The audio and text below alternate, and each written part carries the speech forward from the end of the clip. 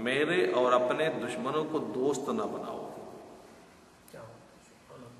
جو میرا دشمن ہے اور تمہارا بھی دشمن ہے اس کو دوست بناتے ہو. تلقون الیہم بالمودہ، ان سے محبت کا اظہار کرتے ہو.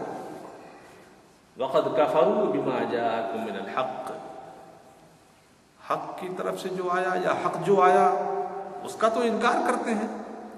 تو جب حق کا انکار کرتے ہیں تمہارے ساتھ دوستی کیسے ہو سکتی ہے؟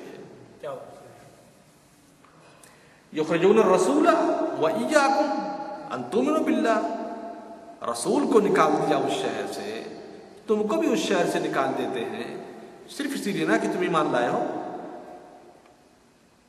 اتنے بڑے دشمن ہیں پھر بھی تم اس کی دوستی کر رہے ہو. بات کیا تھی؟ پورا واقعہ یہ ہے. حضرت حاتب بن ابی بلتعہ صحابی رسول ہے، بدر میں شریک ہو چکے ہیں، جنگ بدر میں.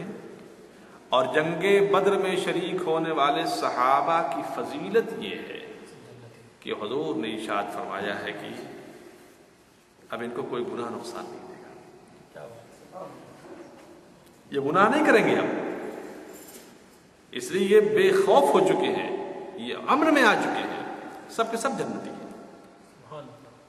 جنگ بدر میں شریک سب جنتی ہیں. وہی جنت یہ جو ہے جنگ بدر کے شریک تھے. واقعہ کیا تھا کہ حضور ہجرت کے بعد مکہ مکرمہ کے اوپر حملہ کرنے کی تیاری فرما رہے تھے. بڑی خاموشی تو بڑی سیکرٹ بات تھی. ایک لونڈی مکے سے آئی مدینے، اور اس کے بعد جب وہ جانے لگی تو حاتب بن ابی بلتعہ نے ایک خط لکھا، لکھ کر کے اس عورت کو دیا، اس بادی اس لونڈی کو دیا. ان کے کچھ رشتہ دار تھے کہ یہ لے جا کر کے یہ خط میرے فلاں رشتہ دار کو دے دینا. وہ سب کافر تھے. مقصد یہ تھا کہ جب میرا یہ خط ان کو ملے گا تو جو میرے گھر والے، میرے رشتہ دار لوگ اور لوگ ہیں ان کو وہ ٹارچر نہیں کریں گے، پھر بڑی نرمی کریں گے. صاحب بہت ہمارے ساتھ اس نے کوآپریشن کیا اس وجہ سے. اور اس میں وہ ساری باتیں لکھ دی تھی جو اللہ کے رسول تیاری فرما رہے تھے. یہ عورت لے کے چلی مکہ مدینہ منورہ سے، بہت دور نکل گئی. روضہ خاخ ایک جگہ تھی، وہاں تک پہنچ چکی تھی. جبریل امی حاضر ہوئے، عرض کیا رسول اللہ حاتم بن ابی بلتعہ نے یہ خط لکھ کر کے اس لونڈی کو دیا ہے اور لونڈی فلاں جگہ پہنچ چکی ہے، اس کو پکڑیے، پکڑوائیے. حضرت علی اور ایک صحابی کو حضور نے فوراً دوڑایا اور کہا کہ اس سے وہ خط لے کر کے آؤ کسی بھی طریقے سے، اگر نہ مانے تو اس کو لے کر کے آؤ. یہ لوگ گئے تو حضور نے جہاں کہا تھا وہیں ملی. حضور نے کہا تھا روضہ خاک کے قریب ملے گی، وہ وہیں ملی. بہت سارے سر کمنٹ ہے، کہاں سے کمنٹ کروں گا، ٹائم دیکھیں 12 بج گیا. آج میرا موڈ اصل میں بیان کرنے کا نہیں تھا، تکان جب بہت تھی. تو خیر اس سے کہا خط دے، اس نے کہا میرے پاس کچھ نہیں ہے. تو حضرت علی کے ساتھ جو اور دوسرے صحابی گئے تھے انہوں نے کہا کہ یار دیکھو چھوڑ دو، باقی اس کے پاس کچھ ہے نہیں. ساری تلاشی ہم نے لے لی.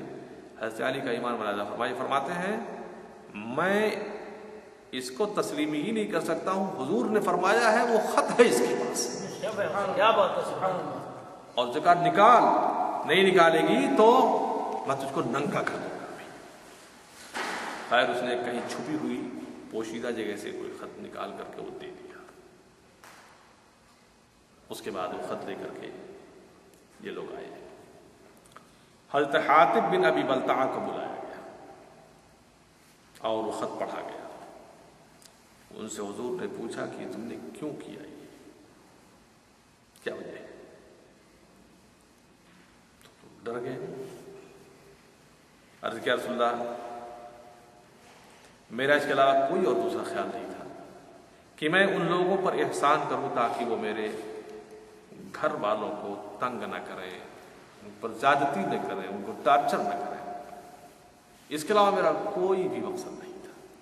حضرت سیدنا عمر فاروق رضی اللہ تعالیٰ عنہ تلوار کھینچ کے کھڑے ہو گئے، یا رسول اللہ یہ منافق ہے، اس کو حکم دیجیے میں اسی گردن ماروں۔ حضور نے فرمایا عمر، حاتم بدر میں شریک ہو چکا ہے، حاتم بدر میں بس اتنا ہی خالی بس۔ یہ اس بات کی دلیل ہے کہ اس کا قصور یہ ایسا قصور ہے کہ جو اسلام کی مخالفت میں نہیں بلکہ واقعی جو یہ بیان کر رہا اسی کے اعتبار سے۔ حضور نے اس کے بعد ان کو سمجھایا کہ دیکھو ایسی حرکت میرے کو نہیں کرنی چاہیے تھی۔ تب اس کے بعد یہ سورۃ پاک اتری، اور اس سورۃ پاک جو اتری تو اس میں ایسی بحثیں کی گئی اس کا کوئی حد نہیں۔ یہ دیکھیں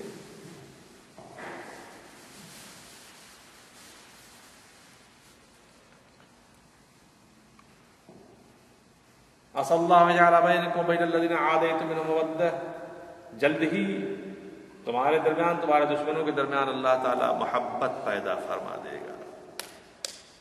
تمہارے درمیان تمہارے دشمنوں کے درمیان محبت پیدا فرما دے گا، اور اللہ ہر چیز کرنے پر قادر ہے۔ واللہ قدیر واللہ غفور رحیم، اللہ مغفرت فرمانے والا ہے۔ فرمانا لا ينهاكم الله عن الذين لم يقاتلوكم في الدين وَلَمْ يُخْرِجُوكُم مِّن دِيَارِكُمْ أَن تَبَرُّوهُم وَتُقْسِطُوا إِلَيْهِمْ إِنَّ اللَّهَ بِالْمُحْسِنِينَ۔ اللہ تعالیٰ ان لوگوں سے محبت، قرابت داری، ریلیشن شپ کرنے سے نہیں روکتا ہے۔ الذین لم یقاتلوکم فی الدین، جن لوگوں نے دین میں تم سے جنگ نہیں کی ہے اور نہ تم کو ان لوگوں نے تمہارے گھروں سے نکالا ہے۔ ان تبروہم وتقسطوا الیہم، یہ کہ تم ان کے ساتھ بھلائی کرو، ان کے ساتھ مہربانی کرو۔ تو وہ کفار و مشرکین جن لوگوں نے تم سے کوئی عداوت نہیں رکھی، تم کو نکالا نہیں، تمہارے ساتھ زیادتی نہیں کی ہے، ان کے ساتھ تم پر رشتے استوار رکھو۔ ہاں انما ینہاکم اللہ عن الذین قاتلوکم فی الدین، اللہ ان لوگوں سے محبت اور بھائی چارگی منع کرتا ہے کہ جن لوگوں نے تم کو تمہارے گھروں سے نکالا، تم سے جنگ کی، وغیرہ وغیرہ۔ ان دو آیات کریمہ کو دماغ میں رکھ لیجیے، یہ بہت زیادہ آپ کو سپورٹ کریں گے، یقین کیجیے۔ آج کا جو انوائرمنٹ ہے وہ یہ کہ صاحب اسلام کافروں کو قتل کرنے کی کہتا ہے، جگہ جگہ قرآن پاک میں آیا ہوا ہے، بے شک آیا ہوا ہے، اس میں کوئی شبہ نہیں۔ اسلام ٹیرر کا مذہب ہے نا؟ اسلام اور قرآن یہ دشمنی سکھاتے ہیں، یہ نفرت سکھاتے ہیں۔ اس پر میں نے تھوڑی سی کمنٹ کی ہے پہلے سورہ توبہ شریف کے اندر، لیکن یہ آیتیں، دونوں آیتیں اس آیت کریمہ کے ساتھ ملا کر کے پورا ایک باب بن گیا ہے، پورا ایک لیسن بن گیا کہ اسی قرآن کے اندر تو یہ بھی لکھا ہوا ہے کہ جن لوگوں نے تمہارے ساتھ زیادتی نہیں کی ہے، تم کو گھروں سے نکالا نہیں ہے، تمہارے ساتھ برائی نہیں کی ہے، تم کو تنگ نہیں کیا ہے، تم سے جھگڑا اور جنگ نہیں کی ہے، ان کے ساتھ تم محبت رکھو اگرچہ وہ کافر ہیں۔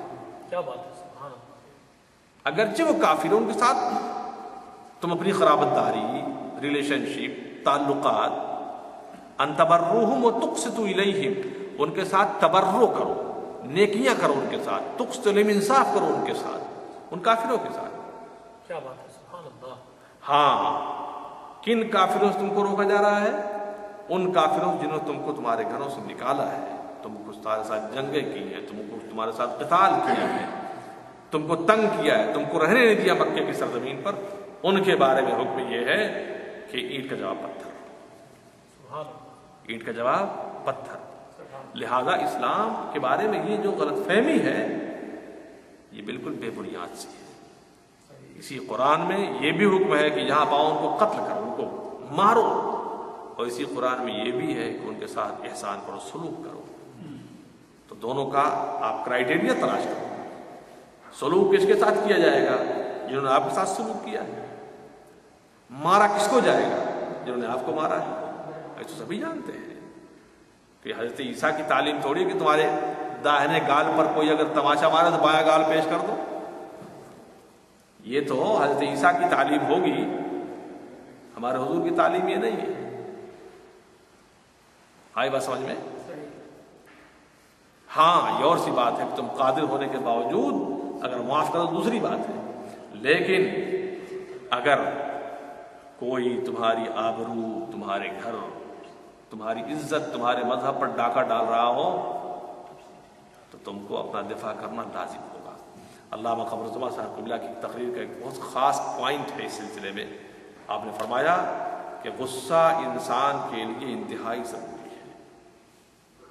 اور سنیے گا، غصہ انسان کے لیے، غصہ بول رہا ہوں یہ انسان کے لیے انتہائی ضروری ہے، اور غصہ انسان کا بہت عظیم جوہر ہے۔ اگر یہ غصہ نہ ہو تو انسان اپنی آبرو کی حفاظت نہیں کر پائے گا۔ کیا بات ہے، کیا بات ہے۔